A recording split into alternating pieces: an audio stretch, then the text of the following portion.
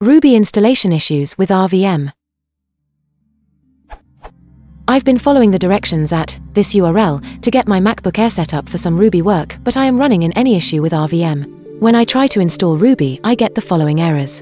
I also see them when trying to run Ruby v. Googling around hasn't solved it, so I am confused what is causing it. Any suggestions?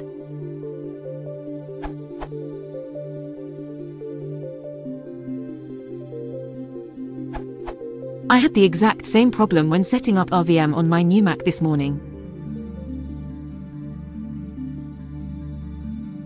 To solve the issue, I first ran. Then I ran.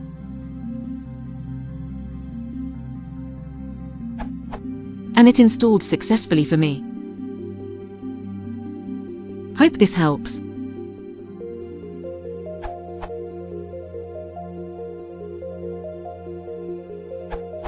This worked for me.